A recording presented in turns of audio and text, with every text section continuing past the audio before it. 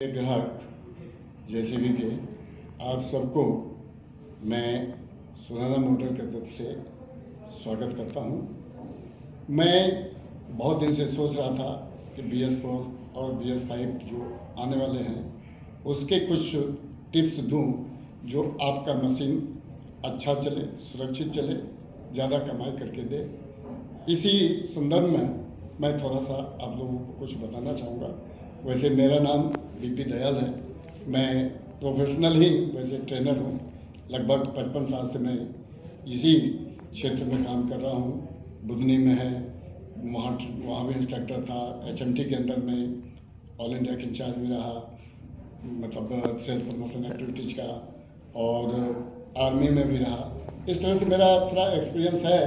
तो हमने सोचा कि कम से कम जो कि आपको कुछ जो अभी आने वाला जो भविष्य है BS5 BS4, तो उसके विषय में कुछ हम टिप्स दूं और उसे आप जो है ध्यान से सुनेंगे। सबसे पहले इंजन स्टार्ट करने से पहले अपने को क्या क्या चीज़ जांच करना चाहिए। सबसे पहले मशीन के चारों तरफ चेक करना चाहिए, किसी प्रकार की उसके अंदर लीकेज तो नहीं है, किसी प्रकार से उसमें टूट फूट तो नहीं है, हवा टायरों में है ही नहीं है। इस तरफ से सारा चीज़ आपको चेक करने के बाद फिर आप जो है सीट पर बैठें और उसके बाद जाकर के आप स्टार्ट करने के पहले आप सुरक्षित देखें कि आपका हर जगह बेल्ट वगैरह लगा है नहीं लगा है, सीट बेल्ट वगैरह लगे हैं, सब तरह से आप देखेंगे।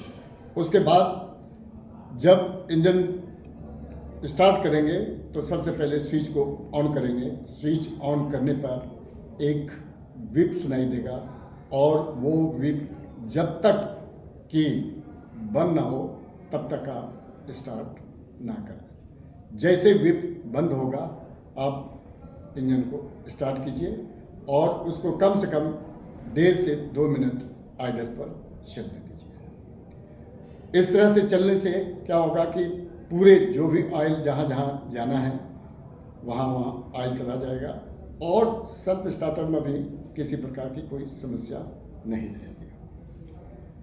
इंजन जब आप बंद करते हैं उसी तरह से आप भी इंजन को जब एक जगह खड़ा करते हैं तो सबसे पहले आप इंजन को आइडल कीजिए और उसके बाद जाकर के आप उसे इंजन को बंद करेंगे। इंजन बंद करने से क्या तुरंत बंद कर देंगे तो उसमें जो कि टर्बोचार्ज आपका ख़राब हो सकता है। तो टर्बोचार्ज अगर बचाना है तो आपको 2-3 मिनट आइडल चलाना होगा इंजन बंद करने के पहले। इसका विशेष ध्यान रखेंगे। इंजन में जब आप ऑयल डालते हैं या आप डीजल डालते हैं तो ये सब अच्छा होना चाहिए। जैसे डीजल आप डालते हैं, डीजल जो होता है पंप का, नोजल का सबसे बड़ा मतलब सुरक्षा रखने वाला होता है। अगर डीजल आपने जो कि सही शुद्ध नहीं डालेंगे तो उसके अंदर किसी में सल्फर ज़्यादा होने से आपका इंजेक्टर खराब हो जाता है और पंप भी खराब हो जाता है। इसलिए डीजल साफ सुथरा और पंप के ऊपर ही डालें। दूसरा एक और ध्यान रखें, 250 घंटा चलने के उपरांत जब इंजन आपका चलता रहता है तो 250 आप काम करने के बाद फिर उसके अंदर डीजल टैंक में एडिटिव ज़रूर डालें। एडिटिव डालने से क्या होगा कि जो भी उसके अंदर गंदगी है, वेपराइज बन के जो पानी उनी वगैरह आया है वो सब जो कि साफ मतलब टैंकी के अंदर बैठ जाएगा और साफ डीजल पंप में जाएगा, जिससे पंप की लाइफ आपका ज़्यादा दिन चलेगा।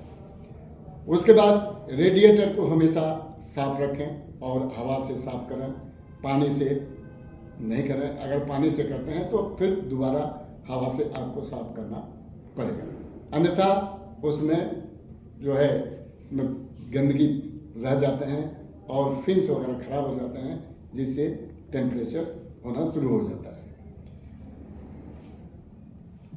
हर 50 घंटे पे जो है डीजल के जो एक सेपरेटेड डीजल फिल्टर में लगा रहता है जो कि वाटर सेपरेटर के नाम से जानते हैं, उसे भी आप जो कि हर 50 घंटे पे उसका पानी निकाल दें, ताकि आपका फिल्टर अच्छा रहे, सुरक्षित रहे और पंप भी और इंजेक्टर का लाइफ बना रहे। हमेशा जेसीबी की जो शेड्यूल है, सर्विस शेड्यूल है, उसी के हिसाब से आप उसे सर्विस कराएं, ताकि आपका मशीन अच्छा चले, सुरक्षित चले, ज़्यादा चले और ज़्यादा पैसा कमाई करके आपको दे। मशीन स्क्रीन पर किसी प्रकार के एरर आने पर आप तुरंत हमारे नज़दीकी ब्रांच से संपर्क कर सकते हैं। जगह जगह सुराना मोटर का ब्रांच है, या जेसीबी के डीलर के जो भी ब्रांच हो वहाँ से संपर्क करके आप उसे जो भी एरर है उसको निकालें। अपने से आप कोशिश ना करें, क्योंकि अपने से आपको पता है तो निकालें, अन्यथा ना निकालें। मशीन स्क्रीन पर जैसे एरर आता है तो उसके विषय में भी जानकारी आपको होना जरूरी है। जो ऑपरेटर मैनुअल है, उस ऑपरेटर मैनुअल के अंदर आपका सारा चीज़ उसके अंदर दिया हुआ है। मशीन की धुलाई करते समय थोड़ा ध्यान रखेंगे कि आप जो भी सेंसर, क्योंकि आज के समय में सारे इलेक्ट्रॉनिक इंजन हो रहे हैं, BS4 है, BS5 है, आने वाला जितने भी आपका ये सब आएगा कंस्ट्रक्शन इक्विपमेंट, ये सब के सब जो है इलेक्ट्रॉनिक कंट्रोल से ही आपका कंट्रोल होगा।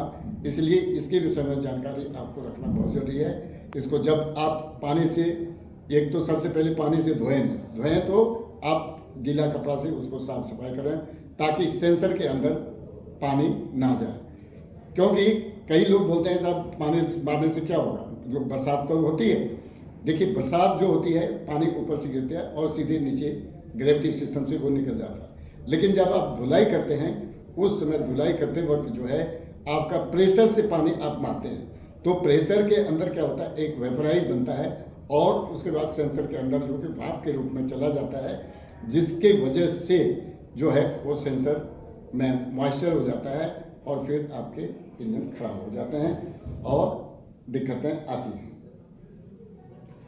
एक चीज़ का और ध्यान रखें, जब भी आप देख रहे हैं कि हमारा मशीन चल रही है और अच्छे से चल रहा है, तो जैसे ही डीजल टैंक का जो लेवल 3 कांटे पे आ जाता है, 3 निशान दिखाने लगता है, उस समय आप उससे डीजल डलवाएं, ताकि डीजल जो है कमी ना हो, और कमी के साथ साथ उसके अंदर कोई प्रकार के मतलब एयर लॉक ना हो, जिससे कि पंप का बचत होगा, इंजेक्टर का बचत होगा। इसका विशेष ध्यान रखेंगे।